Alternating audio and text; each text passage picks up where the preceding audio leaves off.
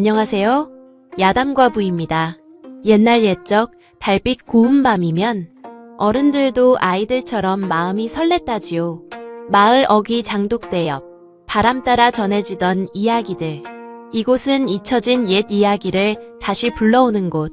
저희 야담과부와 함께 조선의 뒷골목에서 속삭이던 비밀 이야기. 지금부터 들려드릴게요. 이야기 시작합니다. 자, 오늘은 한 사내에 기구하고도 장대한 운명에 대한 이야기, 그 첫 번째 실타래를 풀어볼까 합니다. 사람의 운명이란 것이 과연 정해져 있는 것인지, 아니면 스스로 만들어가는 것인지, 이 이야기를 들으시며 한 번쯤 곱씹어 보시는 것도 좋겠습니다. 한 관상가의 저주로 태어나자마자 죽음의 문턱으로 내몰렸던 한 아이, 그리고 그 아이의 운명을 뒤바꾼 질긴 인연에 대한 이야기입니다. 때는 바야흐로 조선 중엽, 한양 장안에서도 그 위세가 자자했던 이 판서 대개 이야기로 거슬러 올라갑니다. 높은 탐장과 웅장한 기와가 그의 권세를 말해주었지만 정작 그 집안에는 늘 무거운 침묵과 깊은 한숨이 감돌고 있었습니다. 바로 집안의 대를 이을 아들이 없었기 때문이지요. 본처인 안방마님의 속은 까맣게 타들어갔고 이 판서는 조정에서 돌아오면 밤늦도록 사당에 홀로 앉아 조상님들께 고개를 조아리는 날이 부지기수였습니다. 매화야, 바깥에 아이들 소리가 들리는구나. 예, 마님. 최참판 댁막내 도련님이 오늘 돌이라 잔치가 요란한 모양입니다. 돌이라, 남의 집 경사 소식에도 이리 가슴이 시리니 내 신세도 참으로 처량하구나. 내 뱃속이 이리 텅 비어있으니 어찌 고개를 들고 조상님들을 뵙는단 말인가. 이러한 소문은 담장을 넘어 이 판서와 평소 가깝게 지내던 이웃이자 속내를 알 수 없는 교활한 사내 김진사의 귀에도 흘러 들어갔습니다. 김진사는 이 판서의 막대한 재산과 권세를 늘 탐내고 있던 자였지요. 그는 어느 날 걱정스러운 낯빛을 하고 이 판서를 찾아왔습니다. 대감, 밤새 안녕하셨습니까? 허나 대감의 용안에 수심이 가득하시니 소인의 마음도 편치가 않습니다. 김진사께서 오셨구려. 내 마음이 이리 답답하니 얼굴에 드러나는 것은 당연한 일이오. 대를 이을 아들이 없으니 이 넓은 집과 가문도 내 대에서 끝이라 생각하면 눈앞이 캄캄할 뿐이오. 대감, 그래서 소인이 용안분을 수소문해 보았습니다. 경상도 땅에 학선 도사라는 분이 계신데 그분의 신통력은 하늘을 꿰뚫어 본다고 합니다. 그분을 모셔와 대감댁에 막힌 혀를 한번 뚫어보심이 어떻겠습니까? 길을 여는 데는 그만한 분이 없다고 하더이다. 지푸라기라도 잡고 싶었던 이 판서는 김진사의 말을 철석같이 믿었습니다. 그리고 과연 그 덕분인지 몇 달 뒤 안방마님께서 10년 만에 회임을 하셨다는 경사가 온 집안에 울려 퍼졌습니다. 10달 동안 집안은 그야말로 숨소리 하나도 조심하는 분위기였습니다. 마침내 가을이 무르익던 어느 날 밤, 길고 긴 산골 끝에 우레와 같은 사내 아이의 울음소리가 터져 나왔습니다.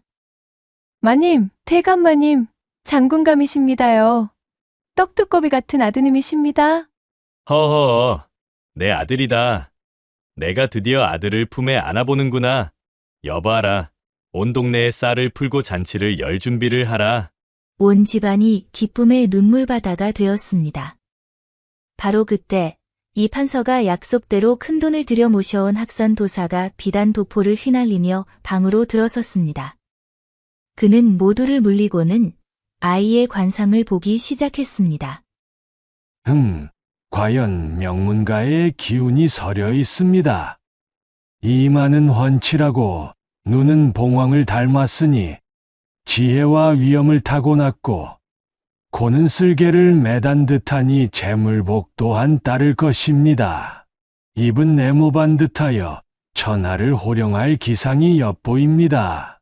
이야말로 대감의 대를 잇고도 남아 가문을 10배, 20배는 더 크게 일으킬 대길의 상입니다. 허허, 도사님. 과연 명불허전이십니다. 내 아들이 그리 대단한 인물이 될 상이란 말이지요. 이 판서의 기쁨이 하늘을 찌를 듯한 그 순간이었습니다. 학선 도사는 무언가 확인하려는 듯 돌연 아이의 포대기를 풀어 헤치고는 몸을 뒤집어 등을 살피기 시작했습니다. 그리고 다음 순간 평온하던 학선 도사의 얼굴이 삽시간에 흑빛으로 변하며 그는 마치 귀신이라도 본 사람처럼 비명을 지르며 나자빠졌습니다. 흉하다. 대흉이로다. 이 어찌 하늘이 이런 무서운 운명을 내렸단 말인가? 도도사님, 방금까지 대길의 상이라 하시지 않으셨습니까? 그게 무슨 말씀이십니까? 저것을 보고도 어찌 그런 말이 나오시오? 저 아이의 등에 새겨진 저주받은 낙인을 보시란 말입니다. 불안한 마음에 아이의 등을 살핀 이 판서 부부의 눈에 갓난아이의 작고 뽀얀 등에 선명하게 박힌 7개의 붉은 점이 들어왔습니다. 그 점들은 기이하게도 밤하늘의 북두칠성 모양을 하고 있었지요. 저것은 그저 흔한 점이 아니오. 사내 아이 몸에 점 몇 개 있는 것이 무에 그리 대수란 말이오. 점이라니요. 대감 정신 차리시오. 저것은 북두칠성의 형상을 하고 있으나 그 기운은 생명이 아닌 죽음을 관장하는 칠살파군성입니다. 이는 세상을 파괴하고 피를 부르는 대흉의 별자리. 저 아이는 자라면서 부모의 기운을 모두 빼앗아 갈 것이며 장성에서는 필시 영모를 꾀하여 나라의 근간을 뒤흔들고 종국에는 대감의 가문을 풍비박산 내어 삼족을 멸하는 멸문지화를 불러올 운명이란 말입니다. 방 안은 순식간에 얼음장처럼 차가워졌습니다. 10년 만에 얻은 아들이 가문을 멸할 역적의 운명을 타고났다는 말에 이 판서는 정신이 혼미해졌습니다. 역영모라니, 멸문지화라니. 도사님, 그 말이 참으로 사실이란 말이오? 대감, 화근은 애초에 싹을 잘라내야 하는 법입니다. 이 아이를 품고 계시면 10년 안에 대감의 공든 탑은 모래성처럼 무너질 것이고 온 집안이 피바다를 이루게 될 것입니다. 정을 끊으셔야 합니다. 갓난아이에게 잠시 눈을 감으시면 가문은 대대 손손 평안할 것이나 그 정에 이끌리시면 모두가 함께 죽는 길뿐입니다. 그날 밤 창밖에는 하늘의 구멍이라도 뚫린 듯 장대비가 미친 듯이 쏟아졌습니다. 이 판서는 결국 가문의 운명이라는 거대한 공포 앞에 무릎을 꿇고 말았습니다. 그는 가장 믿는 하인에게 대나무 상자에 아이를 담아 아무도 모르게 깊은 강물에 띄워 보내라는 천륜을 거스르는 명을 내렸습니다. 안 됩니다. 대감, 제 아이를 제 배 아파 낳은 자식을 어찌 차라리 저를 죽이십시오. 부인, 정신 차리시오. 이 아이 하나 때문에 우리 가문 전체가 몰살당하는 것을 보고 싶소. 정녕 그리해야 속이 시원하겠소. 하인이 덜덜 떨리는 손으로 아이가 든 상자를 품에 안고 뒷문을 나설 때였습니다. 부엌 한쪽에서 이 모든 것을 숨죽여 지켜보던 한 소녀, 아이의 유모였던 어미를 따라 집에 들어와 살던 10살배기 계집아이 먹쇠가 있었습니다. 먹쇠는 며칠간 정들었던 아기 도련님이 차가운 빗속으로 사라진다는 생각에 앞뒤 가릴 겨를도 없이 뛰쳐나갔습니다. 안 돼요, 아저씨. 도련님을 데려가시면 안 돼요. 비가 이렇게 많이 온단 말이에요. 춥단 말이에요. 먹쇠는 비에 젖어 질척이는 흙바닥을 맨발로 달리며 하인의 뒤를 필사적으로 쫓았습니다. 시커먼 강물이 집어삼킬 듯 넘실대는 강가에 다다랐을 때 하인은 눈을 질끈 감고 상자를 강물 한가운데로 던져버렸습니다. 도련님! 그 순간 먹쇠는 본능적으로 차가운 강물 속으로 몸을 던졌습니다. 작은 손으로 허우적대며 간신히 떠내려가는 상자의 한쪽 모서리를 붙잡았지만 성난 강물은 어린 소녀의 힘으로는 도저히 감당할 수 없었습니다. 상자는 야속하게도 소나귀를 빠져나갔고 바로 그 순간 거센 물살에 떠밀린 먹쇠의 팔이 물속에 날카롭게 서있던 바위에 깊게 긁혔습니다.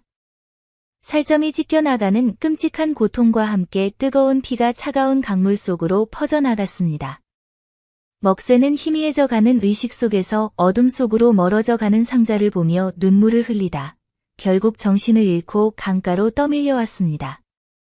팔에 새겨진 길고 흉측한 상처는 그날 밤에 처절했던 기억을 담은 유일한 증표가 되었습니다. 그렇게 피눈물 나는 밤이 지나고 무심한 세월은 흘러 어느덧 18년이라는 시간이 지났습니다. 한양에서 아주 멀리 떨어진 남쪽 강변의 작은 마을. 그곳에는 평생을 홀로 떠돌다 늙음하게 정착한 마음씨 좋은 최서방이 살고 있었습니다. 그에게는 눈에 넣어도 아프지 않을 아들 천동과 몇 해 전 기억을 잃은 채 팔에 커다란 흉터를 가지고 나타나 수양딸이 된 먹쇠가 있었지요. 사실 천동은 18년 전 그날 아침 강가에 떠내려온 대나무 상자 속에서 발견한 아이였습니다. 아이의 등에 선명한 북두칠성점을 본 최서방은 이는 필시 하늘이 자신에게 보내준 귀한 선물이라 여기고 천동이라 이름 지어 애지중지 길렀던 것입니다. 천동아, 오늘도 서당에 가느냐?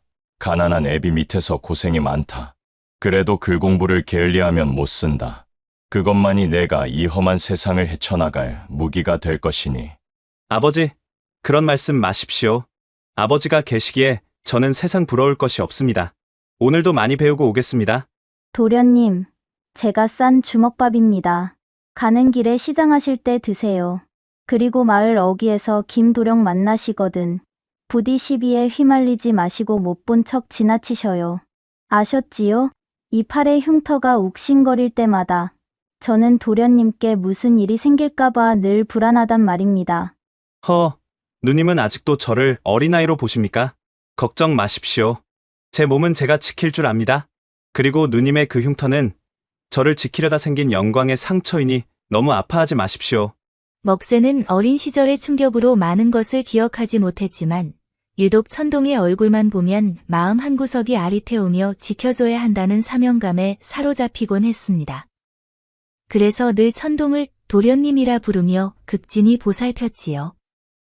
천동은 그런 먹쇠의 마음을 알기에 늘 고마워하며 그녀의 흉터를 볼 때마다 자신도 모를 빚을 진 듯한 기분에 사로잡히곤 했습니다. 천동은 비록 가난했지만 그 총명함과 기계는 웬만한 양반 자제들을 저리 가라 할 정도였습니다. 특히 마을의 온갖 악행을 일삼으며 백성들의 고혈을 짜내는 김진사와 그의 망나니 아들 김도령에게는 눈의 가시 같은 존재였지요. 며칠 후 마을 서당. 훈장이 아이들에게 어려운 글귀의 뜻을 묻고 있었지만 아무도 선뜻 대답하지 못하고 있었습니다. 금음, 군군신 신부부자자라. 이 글귀에 담긴 깊은 뜻을 아는 자가 아무도 없단 말이냐. 훈장님, 그야 뻔한 것 아닙니까? 임금은 임금답고, 신하는 신하답고, 아비는 아비답고, 아들은 아들다워야 한다는 뜻 아니겠습니까? 즉, 분수를 지키라는 게지요. 저기 저 천동이처럼 근본도 없는 놈이 양반 흉내를 내서는 안 된다. 뭐 그런 뜻 아니겠습니까? 하하하. 김도령의 말에 몇몇 아이들이 덩달아 웃음을 터뜨렸습니다. 그때 조용히 듣고 있던 천동이 자리에서 일어났습니다. 훈장님, 소생의 생각은 조금 다릅니다. 답다는 것은 그저 분수를 지키라는 뜻을 넘어 각자의 자리에서 마땅히 해야 할 도리를 다하라는 뜻이라 생각합니다. 임금은 백성을 사랑으로 다스려야 임금다운 것이고 신하는 충원을 아끼지 않아야 신하다운 것이며 아비는 자식을 올바르게 이끌어야 아비다운 것입니다. 아들이 아들다운 것은 그저 순종하는 것이 아니라 아비의 가르침이 그릇되었을 때에는 목숨을 걸고 바로잡으려 하는 것이 진정 아들다운 도리일 것입니다. 천동의 막힘없는 대답에 훈장은 감탄하여 고개를 끄덕였고 김도령은 망신을 당해 얼굴이 시뻘개졌습니다. 이런 일들이 반복되자 김진사는 천동이 자신의 앞길에 큰 걸림돌이 될 것이라 직감하고 그를 제거할 궁리를 하기 시작했습니다. 어느 날 오후 김진사 댁 사랑채. 이 멍청한 놈! 고작 그 근본도 없는 놈 하나를 당해내지 못하여 이 애비의 얼굴에 똥칠을 해? 아버님, 그놈이 말재주가 워낙 교묘한 것을 어찌합니까? 말재주가 교묘하면 아예 말을 못하게 만들면 되는 것이다. 힘으로도 안 되고 말로도 안 되면 다른 방법을 쓰면 되는 게지. 하늘의 뜻을 빌리는 방법 말이다. 그로부터 얼마 지나지 않아 마을에는 지독한 가뭄이 찾아왔습니다.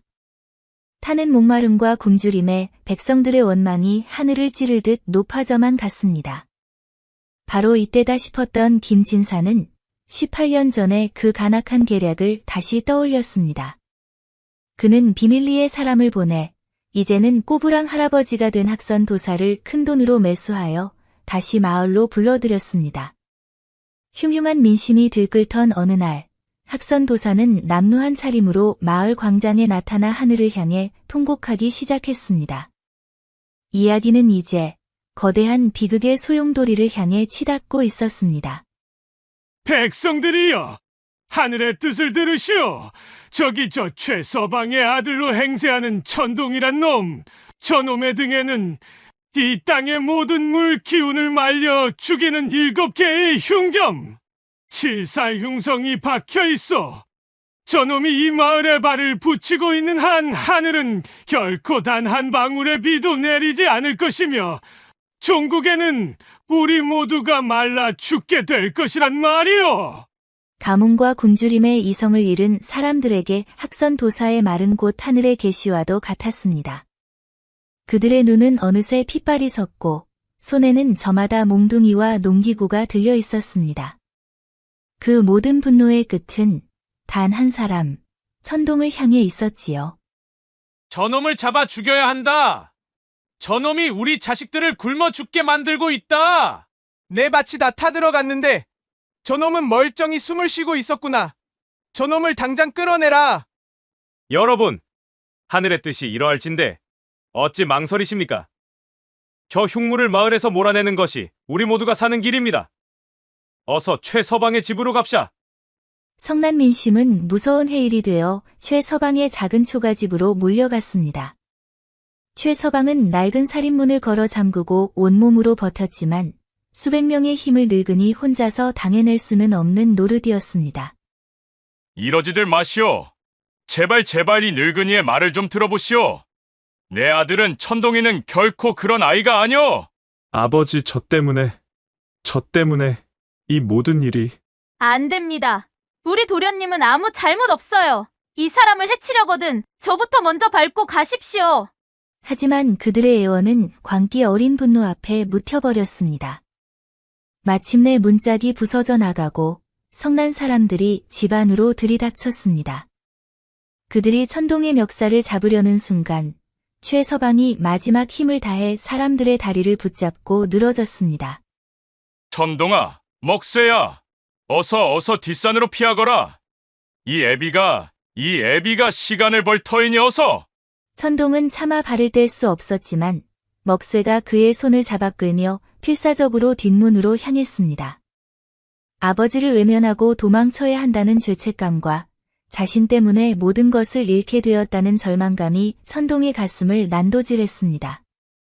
그렇게 그들은 정든 집과 아버지를 뒤로 한 채 깊고 험한 산속으로 몸을 숨겨야만 했습니다. 며칠을 굶주리며 어두운 동굴에서 지새우던 어느 날 밤이었습니다.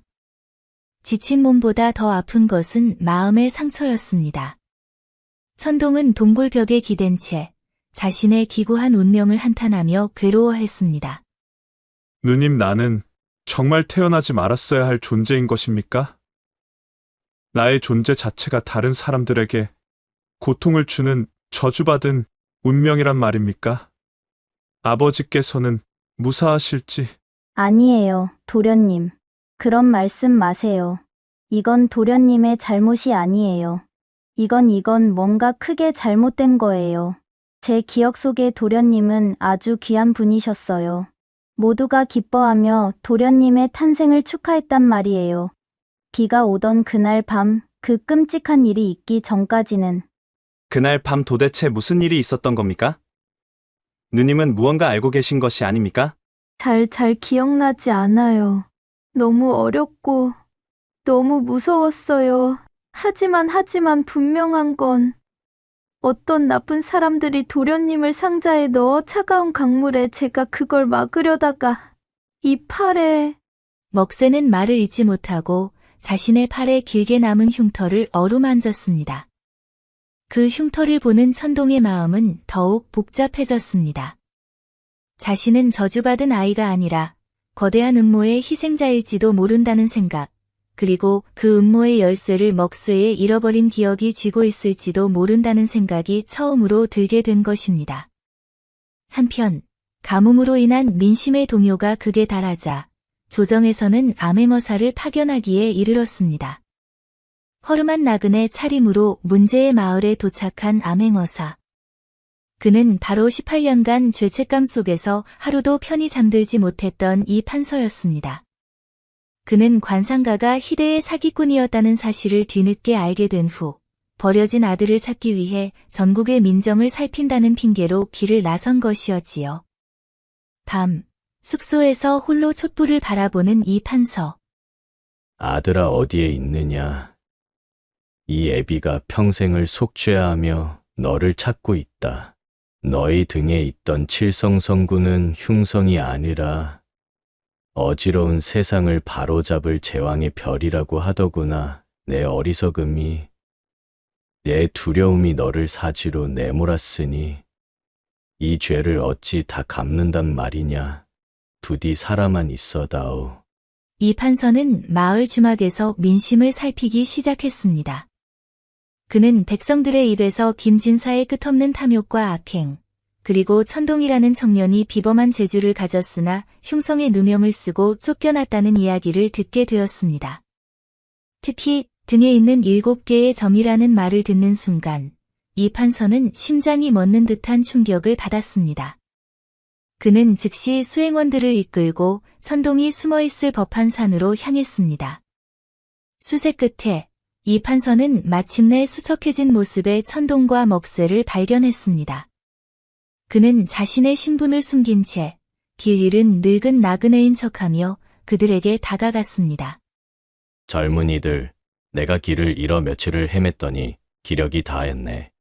혹 마실 물이라도 조금 나누어 줄 수 있겠는가? 어르신, 이 험한 산 중에 어인일이십니까? 저희도 가진 것이 많지 않으나 이리 와서 불이라도 쬐시고 여기 이 산딸기라도 좀 드십시오. 천동은 자신들도 굶주린 와중에 기꺼이 음식을 나누어 주었습니다. 이 판서는 그런 천동의 모습에서 고결한 성품을 보았습니다. 그는 천동의 지혜를 시험해보고 싶어졌습니다. 듣자 하니 이 아랫마을에 지독한 가뭄이 들었다고 하더군. 젊은이는 이 가뭄의 원인이 무엇이라 생각하는가? 하늘의 뜻인가? 아니면 사람의 문제인가? 하늘의 뜻이겠지요. 허나 비가 오지 않는 것보다 더 무서운 것은 사람의 마음이 메마르는 것이라 생각합니다. 하늘이 내리는 가뭄은 언젠가 그치겠지만 사람의 마음 속에 자리 잡은 미움과 불신, 그리고 탐욕의 가뭄은 그 무엇으로도 해결하기 어렵기 때문입니다. 진정한 재앙은 바로 거기서부터 시작되는 것이겠지요. 이 판서는 천동의 깊이 있는 대답에 온몸의 전율을 느꼈습니다. 곤경 속에서도 백성을 걱정하는 마음과 세상을 꿰뚫어 보는 지혜. 그는 이 청년이 자신의 아들이 틀림없다는 것을, 그리고 자신이 얼마나 큰 죄를 지었는지를 다시 한번 통감했습니다. 마침내 다음 날, 이 판서는 암행어사의 신분을 드러내고 마을 광장에서 재판을 열었습니다. 암행어사 출두요. 이 마을의 부정을 바로잡고 억울한 자의 한을 풀어주고자 어명에 따라 이 자리에 섰노라. 백성의 고열을 빨아 자신의 배를 채운 김진사와 요망한 말로 백성을 현혹하여 무고한 이를 죽음으로 내몬 학선 도사를 대령시켜라. 갑작스러운 암행어사의 출두에 김진사와 학선 도사는 얼굴이 사색이 되어 끌려 나왔습니다. 어사나리, 소인은 억울하옵니다. 소인은 오직 가뭄에 고통받는 마을의 안위를 위해 하늘의 뜻을 전했을 뿐이옵니다. 하늘의 뜻이라? 내 놈의 배를 채우려는 탐욕스러운 뜻이 아니고 무엇이냐? 내 놈의 죄는 내가 이미 소상히 알고 있다. 허나 내 놈의 죄를 만천하에 드러낼 증인이 있으니 똑똑히 보거라. 이 판서의 말이 끝나자 광장 한쪽에서 먹쇠가 천동의 부축을 받으며 걸어 나왔습니다. 그녀는 결심한 듯 사람들 앞으로 나아가 눈물을 흘리며 자신의 팔을 걷어붙였습니다. 여기 계신 모든 분들, 제 팔에 있는 이 흉터를 똑똑히 봐 주십시오. 이 흉터는 18년 전 저 사악한 관상가의 거짓말에 수다 갓난아기였던 우리 도련님이 억울하게 버려지던 날 제가 도련님을 구하려다 생긴 상처입니다. 먹수의 충격적인 증언에 광장은 물을 끼얹은 듯 조용해졌습니다. 사람들은 숨을 죽이고 그녀의 다음 말을 기다렸습니다. 당시 이 판서 대감 되게 귀한 도련님이 태어나셨습니다. 하지만 저 사악한 관상가는 김진사의 사주를 받고 도련님의 등에 있는 상서로운 점을 영모의 흉점이라 속여 비가 억수같이 쏟아지던 밤에 강물에 버리게 했습니다. 제가 그때 도련님이 담긴 상자를 붙잡으려다 이 팔이 바위에 찢겨나갔습니다. 그리고 그때 버려진 아기가 바로 지금 제 옆에 서 있는 여러분이 저주받았다 손가락질했던 우리 천동 도련님이십니다. 먹수의 절규는 모든 사람의 심장을 후벼 팠습니다. 그제야 사람들은 자신들이 얼마나 어리석고 끔찍한 죄를 저질렀는지 깨닫고 고개를 숙였습니다. 김진사와 학선도사는 얼굴이 새하얗게 질려 아무 말도 하지 못했습니다. 그때 이 판서가 천동을 앞으로 불렀습니다. 아들아, 이제 모두에게 보여주거라. 내가 하늘로부터 어떤 운명을 부여받았는지를. 천동이 윗옷을 벗자 그의 등에는 시련 속에서도 조금도 흐트러지지 않은 북두칠성 모양의 붉은 점이 선명하게 빛나고 있었습니다. 모두 똑똑히 보시오. 저것은 재앙을 부르는 칠살파군성 따위가 결코 아니다. 어지러운 세상을 구하고 메마른 땅에 단비를 내리게 할 성군의 징표, 바로 제왕의 상징인 칠성성군의 표식이니라. 이 아이는 바로 18년 전 이 어리석은 애비가 죄인의 말에 속아 내 손으로 내버렸던 내 아들이다. 모든 진실이 밝혀지는 순간이었습니다. 아버지를 찾은 아들의 눈물과 아들을 알아본 아버지의 통곡이 광장을 가득 메웠습니다. 하늘의 뜻을 거역하고 인륜을 저버린 김진사와 학선도사는 그 자리에서 포박되어 가장 무거운 형벌을 받게 되었고 그들이 부정하게 모은 재산은 모두 가뭄으로 고통받던 가난한 백성들에게 나누어졌습니다. 그리고 바로 그때였습니다. 신기하게도 바싹 말라 먼지만 날리던 하늘에서 기다렸다는 듯이 시원한 빗방울이 하나둘 떨어지기 시작했습니다. 비다. 비가 온다. 그 비는 18년간 맺혔던 모든 이들의 한과 슬픔, 그리고 어리석음을 씻어 내리는 듯 온 땅을 촉촉이 적셨습니다. 그 후 아버지를 찾은 천동은 한양으로 돌아가 학문과 무예를 익혀 나라의 큰 기둥이 되었습니다. 그는 자신을 친자식처럼 길러준 최서방을 평생 친아버지처럼 모셨으며 자신을 위해 모든 것을 희생한 먹쇠를 친누이 이상으로 아끼고 보살폈다고 합니다. 훗날 천동은 지혜롭고 어진 정치를 펼쳐 백성들의 존경을 받는 위대한 인물로 역사에 이름을 남겼습니다. 관상가의 저주로 버려졌던 아이. 그러나 그 저주는 사실 가장 큰 축복의 다른 이름이었습니다. 사람의 운명은 정해져 있는 것이 아니라 어떤 시련 속에서도 올곧은 마음을 잃지 않을 때 비로소 제 빛을 발한다는 것을 이 이야기는 우리에게 말해주고 있습니다.